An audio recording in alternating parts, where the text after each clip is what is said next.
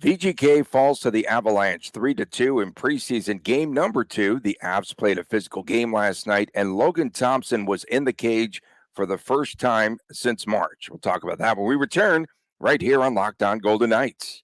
Your Locked On Golden Knights, your daily podcast on the Vegas Golden Knights, part of the Locked On Podcast Network.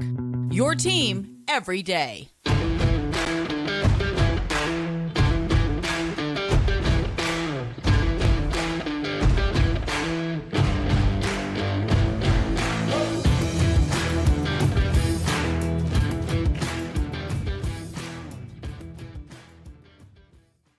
Hi again, everyone. Tony Cardasco and Chris Golick from Las Vegas. Thanks for making us your first listen, your first choice each and every day. You could find us wherever you get your podcasts, and also subscribe to the YouTube channel that is Locked On Golden Knights.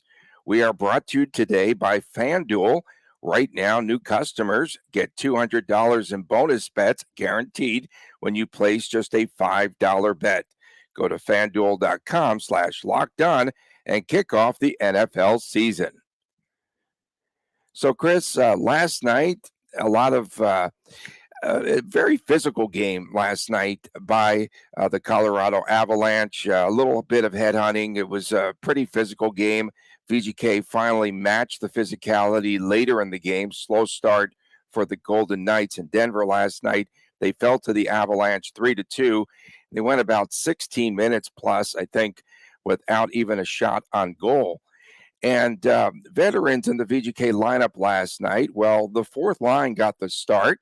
Carrier, of course, and Waugh and Colasar, they got the start. Cotter played, Amadio played, Haig, Whitecloud, and Pahal. Whitecloud, we'll talk about him later, sustained an injury in the game, and we'll bring you what we know about that injury. Not very much, but we'll also talk about him trying to come back from an injury once again. And LT, of course, Logan Thompson was in the lineup, gave up a couple of goals. One, Chris, was to Ryan Johansson. That was a sweet turnaround wrister on the power play. Never saw it, really. There were some other shots. There was another Johansson shot as well that he just did not see. He was sliding one way, the puck went the other way, and he just happened to just be there. Basically. And then later, Oscar Olausson also had a goal for Colorado, went 5-hole. And obviously, Thompson needs a lot of reps, a lot of work. And in this game, he said that he really does have to get back into the flow of things, felt more comfortable in the second period. He only played 1.5 periods, and then Patera came in, by the way. And Bruce Cassidy, after the game, said that there's some things that you can't replicate in practice, right? Like traffic around the net, again, puck and rebound control. And he felt as though there was some struggles by Thompson. But again, Thompson does need some work. Right? Let's start there. Yeah, I mean, this is where I think the better picture of Logan Thompson is being painted at City National right now. He's working his butt off in the practices from the captain skates prior to the start of camp. So Logan's going to be fine.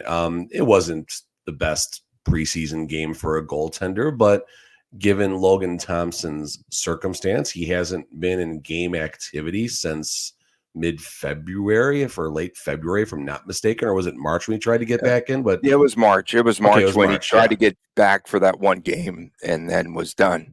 Yeah, so he's played basically less than 2 periods of hockey dating back to February. We'll say it like that. So just getting on the ice and getting off the ice and surviving. I mean, I think back to Bruce Cassidy's press conference when Logan was trying to come back the first time. Cassidy said he's got to survive the game. Well, he didn't survive the game, unfortunately. So good things. Logan survived the first game, and that's the only thing that really matters as far as any type of evaluation process, I think, in this one. Yeah, he said that he has to get back into game shape, his cardio, and his lungs. I didn't see him struggle at all as far as being tired out there, but that could have been a factor as well. And it's in his head, again, he's tired. more than any goalie, though, he needs the repetitions.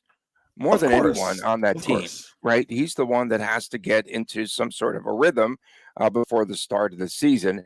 Do you think perhaps we will see when VGK opens their home preseason, Aiden Hill and LT, those two splitting duties on Wednesday night against the Kings?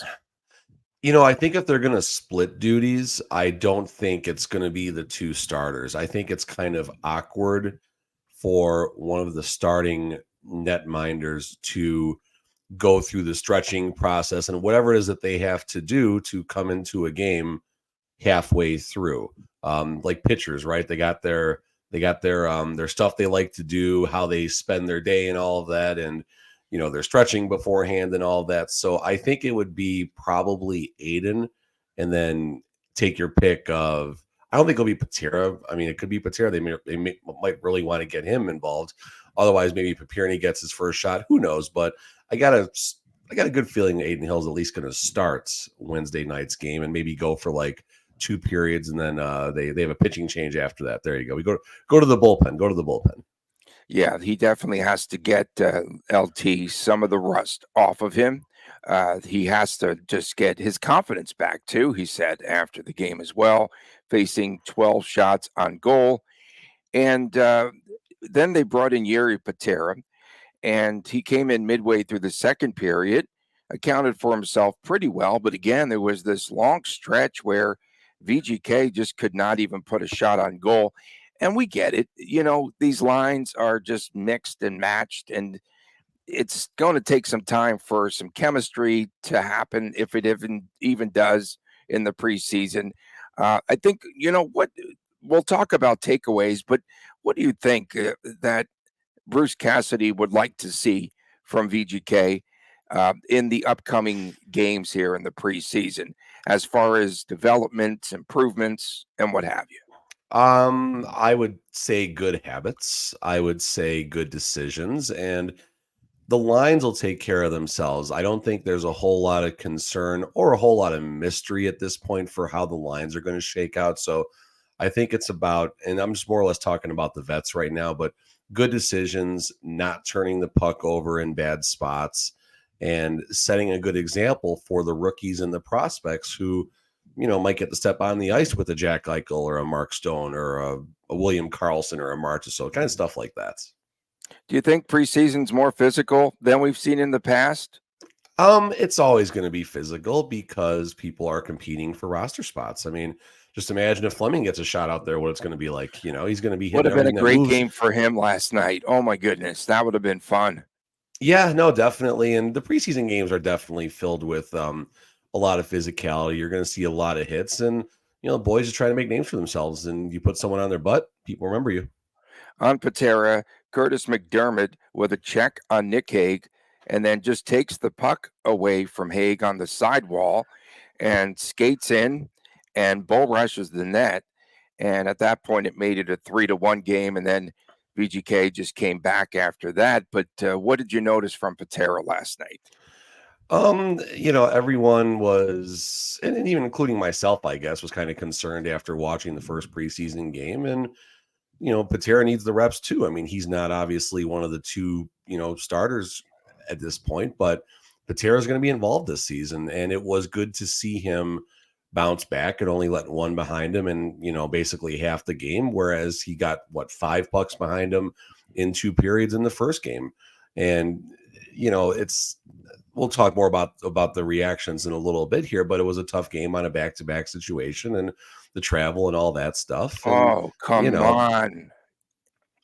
Come on, more Bruce. or less what Really? Cassidy said, not Yeah. necessarily what my No, we'll get perspective, into but that yeah, when we'll we get into that. return. Yeah, we'll There you talk go. about that coming up next. We'll talk about Bruce Cassasway, who's back to his swaying ways last night. He was firing. He was firing. And highs and lows for VGK in Monday's loss. We'll talk about that when we return right here on Locked On Golden Knights. Snap into action the NFL season with FanDuel, America's #1 sportsbook. Right now, new customers get $200 in bonus bets guaranteed when you place a $5 bet. That's $200 in bonus bets, win or lose. If you've been thinking about joining FanDuel, there's no better time to get into the action. The app is so easy to use. There's a wide range of betting options, including spreads. Of course, there's player props, over-unders, and much more. So visit FanDuel.com/LockedOn and kick off the NFL season. FanDuel, the official partner of the National Football League. We are back from Las Vegas. Tony Cardasco, Chris Golick, and thanks for making us your first listen each and every day. Find us wherever you get your podcast. Don't forget on Fridays, WTF with the Friday. And I know that those comments are going to be heating up as we get deeper into the preseason and the start of the regular season. Cannot wait. And subscribe to the YouTube channel, Locked On Golden Knights. So we had a preview of what the Friday on YouTube already, Tony. Oh, no. Well, bring it. Yeah, someone teed off on you. It was something along the lines of, I think it was about the first preseason game. William Karlsson didn't even play, and Tony's going to blame him for the loss. It was his fault. It was his fault last night, too. Colorado last night played a very physical game. And as you mentioned, there are a lot of the younger players that are trying to make an impression. Keaton Middleton comes to mind, lowering the boom. Oh, my goodness. Lowers the shoulder on Paul Cotter at 6'6", 240. And that pretty much set the tone in the game. I feel like I've seen Middleton play for the Colorado Eagles. The Eagles. And yeah, he's a big boy. I want to give a quick shout out before you keep going here. So my Young Guns 10U hockey team won a game last night. Nice big game. But we have a tradition now, Tony. We have a tradition. What's that? So you got the Elvis wig for the Golden Knights. Right. Our budget's a little bit lower, so we have Eichel the Star. This is Eichel the Star. It goes to whichever player exceeded, went above and beyond, that type of thing. Little Chris has it. Little Chris took it home. No, come on. It's not going to Little Chris the first game of the season. Chris did have his first goal of the season, but no, it's not going to Chris. No, it went to our goaltender who had a really big. Selly. The fans want. We demand the Selly. He's got a good Selly, but he's celebrating like he's been there before. Did he fall down again? No, he didn't fall down. But this is Eichel the Star. Eichel the Star goes home with one of our players, and then they have to take care of it for the week and bring it back, and then that player will choose who it goes to the following week. So nice. A media member actually asked me the other night, when will Little Chris make his debut for the season? Do we want to start doing preseason predictions, or does he have to be in school? We'll get him in here. No, he's good. He's good. He's awake. We saw the first power play, and then we also saw a couple of really good connections there from the VGK. And, again, Sheldon Rampal, I thought that was a really good goal because Keegan Colasar just camped out and set a massive screen for the first goal. And then Lucas Cormier, an unbelievable pass there, a dime, as they say in the biz, by Mason Morelli. And then he finished it off. Sweet goal there for goal number 2 for the Golden Knights. And that came right after we saw the Avalanche score the goal. Sheldon Rampal's making an impression, and even Coach Cassidy spoke about him post-game last night. So Rampal can play. There's no doubt about that. I just pulled up some of his stats here. 2018-2019 Ontario Reign AHL, 40 points. That was his first real professional long season. But I think it's called up with the Kings for 7 games, gets 0 points. The following season, not as strong at the AHL level, 21 points, 56 games, 3 games with the Hurricanes, no stats to mention. 25 games with the Chicago Wolves, 14 points. Abbotsford Canucks, 69 points, 55 games. Plays 1 game with the VGK, 1 game with Vancouver, 21, 22, 22, 23. No points. Last year with the Silver Knights, 70 games, 63 points. Mm-hmm. He's a 28-year-old, and it's looking like he's just a phenomenal AHL player. And will he have an opportunity with the VGK this season? I don't know. It would be nice to see, but he just hasn't. He's only had 7, 10. He's only. It's kind of strange that someone has 12 NHL games when they've been a point per game player on and off for their entire, 8-year career or something like that he's had since he started coming up this high. But it was a good goal. He's smart. He knows what to do. He's a lot of fun to watch at the AHL level. He's got that mean, nasty edge to him while he can put up a ton of points. And, he did what you're supposed to do on the power play. He saw Kolesar literally just camped out waiting for the puck to hit him. It didn't bounce off Kolesar, so he couldn't get credit for the goal. But Rempal took a good shot, and it was good. And he beat Alexander Georgiev, who got the start there for the Colorado Avalanche. One of my highlights last night had to be Mason Morelli and Jacob Brabinitz. They both on defending the power play on the kill. Oh, God, this is great. They both lost their twigs. That was the highlight for me. I've never seen that before. Two guys up front battling away. Who was blocking all the pucks? Was it one of the forwards did such a good job? I admittedly I didn't watch the game. Didn't Rempal have a? I thought it was Rempal, but I could be wrong. It was off of his skate. It was a blistering shot that either went off his skate or his ankle. But yeah, it's just one of those crazy moments. They're like once in a lifetime type of things. I don't know if you've ever seen that before. And it's good. It's selling out, and I can only imagine the hoots and the holler and that was happening on the bench and between periods and stuff like that. And it's things like that will get you noticed more than scoring goals and more, than all the other stuff that happens. So it was definitely fun to watch. And that's like right when I started watching the game. So I'm like, oh, this is interesting. And it was fun. But you had the game, you had Monday Night Football, you had Monday Night Raw, WWE, two Monday all night sorts of footballs. stuff happening. Yeah. Two Monday night. Yeah, that was interesting. Got lucky to sneak my teaser in with the Rams with that garbage time touchdown. Boy, they really know how to get these backdoor covers. Rockin' Bruce, the return of Rockin' Bruce. Yeah, an injury. He's mad. Whitecloud's out. I get it. He was all over the place. And then, of course, midseason form. Oh, flying 3 hours the day of the game. Oh, man. Then we had to hit the ice. It's preseason. Come on, man. Like, really? He's really going to complain about travel on the day of the game? This is what teams went through, opponents went through all last season. They had to come in the day of the game, back to back. Let's go to Arizona first and then come to Vegas. Come on. I get the travel comments. I get it. Travel different time zones.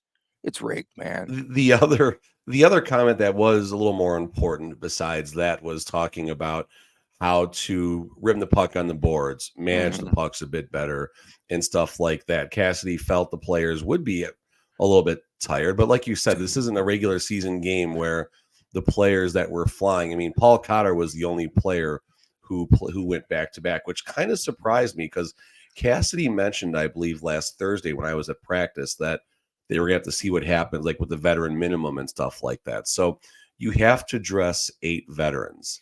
And there's a couple different ways veterans count in the preseason.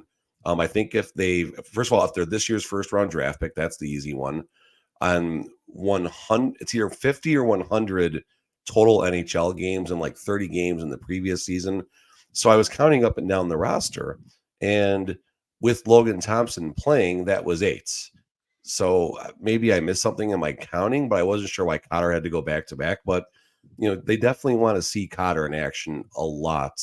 And I think this is Cotter's test to see if he can handle, that spot on the third line with Carlson and Amadio right now. And it is, though. It's back to back. I think that's a good test. Number one, the travel difficulties. You're not going to have that during the regular season. Come on. This is a good way to condition a lot of the players. Yeah, that's the thing. I mean, didn't they used to I think they stayed in where they play LA? Who they play there night? San Jose. San Jose. So they stayed in San Jose after the game and flew out the day of game. Wasn't there a time they would just fly out after the game and then get there in the middle of the night and get a regular-ish night of sleep and all that? Why not do it that way? I don't know. Why complaining though? That was kind of funny. And I think every time a coach opens their mouth, in preseason though. But it's not about complaining. It's about it's working the refs. I know he's trying to set the tone. I don't think it's setting the tone. I think he's just working the refs, so to speak. When I say working the refs, just working the NHL, taking a shot hey, this is ridiculous. It does need to be happening in the preseason.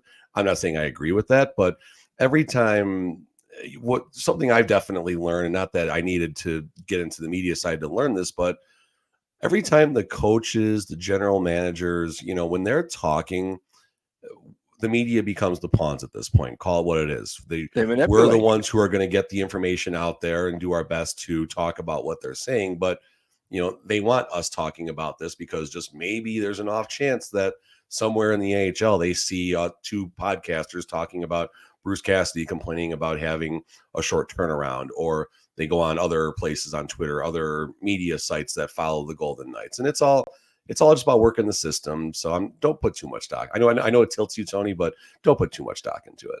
No, I was just blown away by the compliment. You called me a podcaster. I was just blown away. That's better. We normally get called on a Tuesday morning. That's for sure. This is true. And hopefully the fans will be delighted on Wednesday night to an 18-round shootout. They haven't done the shootout yet. I'll be there on Wednesday. I'm leaving if they do the shootout for 18 rounds. I'm done. I'm out. I can't wait. That'll be great. And you'll be there again on Wednesday night. So that's really cool. Coming up next, Zach Whitecloud injured last night. We talk about the reaction from Bruce Cassidy and much, much more when we return on this edition of Locked On Golden Knights. Welcome back, Locked On Golden Knights, for a Tuesday. Tony Cardasco and Chris Golick from Las Vegas. We appreciate you making us your first listen. Don't forget on Fridays, WTF, What the Friday, and please subscribe to the YouTube channel, Locked On Golden Knights. Zach Whitecloud. It was Bruce Cassidy's reaction after the game that perhaps he was injured, because you mentioned this in the last segment. Well, he said that the VGK didn't rim the puck out. They held onto the puck too much, too late. And I don't recall the actual hit, but I think it was up in the corner. And there was a lot of hitting going on last night by the Avalanche. I know one thing. I know Whitecloud stayed on the ice because I saw him out there, and then he departed. The concerning part for me with the Whitecloud injury was Bruce's. I thought that's where you were going with that. That's why I started, taking the picture there. Just go. Whitecloud, or Cassidy, made the comment that it's an off day today, obviously being Tuesday. There's nothing scheduled at City. He'll get some maintenance and possibly some pictures to see what's going on. So, it's going to be precautionary, number one. Anytime there is a borderline anything injury to a vet, they're not coming back in the game. They're going to take the cautious approach. If it's a prospect, if they can get back out there, fine. But, definitely a Zach Whitecloud or a Keegan Colasar, you got to protect him at all costs. But definitely going the cautious routes. The fact that they're talking about x-rays, though, it makes me a little bit concerned. That's anything from the shoulder to the ribs to, and the arm, whatever. I'm not, we need John Strickland to help us out here. But we'll hope it's nothing major, nothing that's going to be anything more than maybe he misses next couple of practices and then gets back on the ice maybe for Friday's preseason game or sometime next week, hopefully. Didn't the injury last season, was that when Rupe Hintz fell on its leg, or was that his second injury last year? That was his second one, because that was the one where we were watching and you're concerned that you got, it looked like an ACL issue right there. The way he fell, the way his knee buckled, that was nasty. It really was. And it was what you see happen 10 times a week in the NFL. Unfortunately, that's exactly what it looked like. And it will be interesting to see how they replace Whitecloud. Let's just assume the worst for a second. Assume he's going to miss some time in the regular season. Is it Ben Hutton that takes that spot? Is it Keegan Korczak that gets the call? Is it Lucas Cormier? All of a sudden now we have another training camp battle brewing. I still maintain Ben Hutton is most likely going to be the team's seventh defenseman, no matter what. Obviously, left shots and right shots and all that stuff that plays in. But as far as bringing in a player who, if you're going to be missing a defenseman for, let's say, 4, 5, 6, 7 games, whatever the number is, I think that's where Korczak might get the nod. But, Cormier is making a case too right now. Whitecloud was out last year, that initial injury, December 11th through February the 5th, a span of 21 games, lower body injury. And My good friend Rudy Martzke might say, good timing, bad timing award goes to Chris Golick. You had a feature there in Vegas Hockey Now about Whitecloud just a couple of days ago in talking about, or was it yesterday? Or was it 2 days ago? Sunday it came out Sunday. Okay, came out Sunday. And you talked to him about what he learned when he was on the shelf.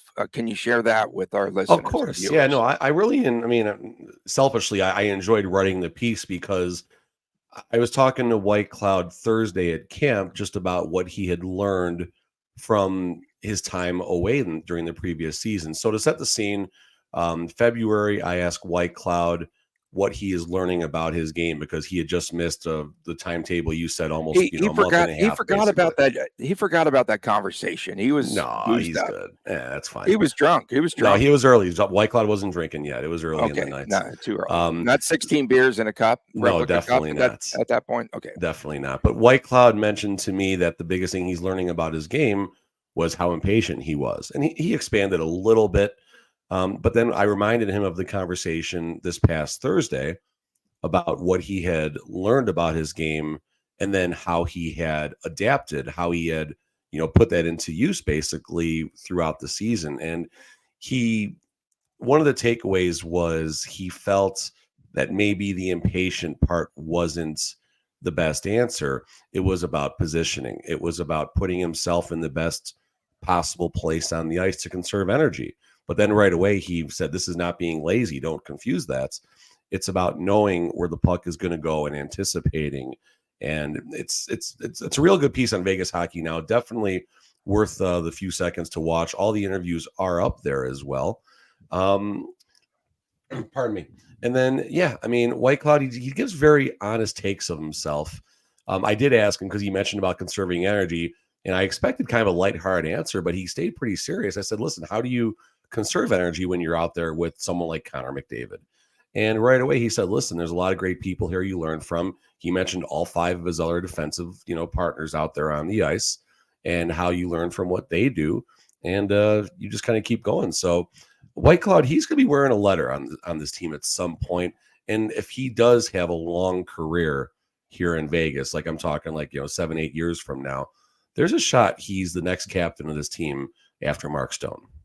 Shut him down for the rest of the preseason, regardless of what the injury is. Make sure he's right. I don't think regardless. I mean, he needs reps. Everyone needs reps. I think, Whitecloud in that same interview credited the medical staff for getting him back and all that twice. So, I think it's important, whatever they're going to have to say. But if there is any concern about a re-aggravation or something like that, absolutely shut him down. No doubt, shut him down, and he'll get back up to game speed once it starts. He's a vet now. He's a very smart vet. You can tell by the way he talks. He's a student of the game and always learning, whether he's in the press box, whether he's on the ice practicing, whether it's a game. Like he's all in on becoming, working his way up to becoming one of the elite defensemen. And I think there's a time when he will be talked about up there.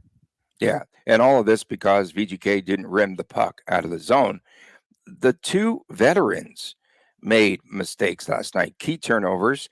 Haig, we talked about. I forgot to mention Michael Amadio, a bad turnover on Alauson's goal.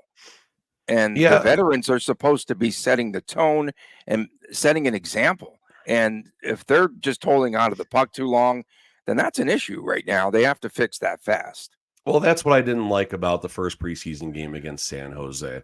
It was just a terrible situation all along. The first goal that the Sharks scored 24 seconds in, Comtois can't handle the puck on the boards. Okay, fine. But Shea Theodore gets the opportunity to reload and start the breakouts. Did they fight each other at that point? They didn't fight each other. They should have. Okay. They should have.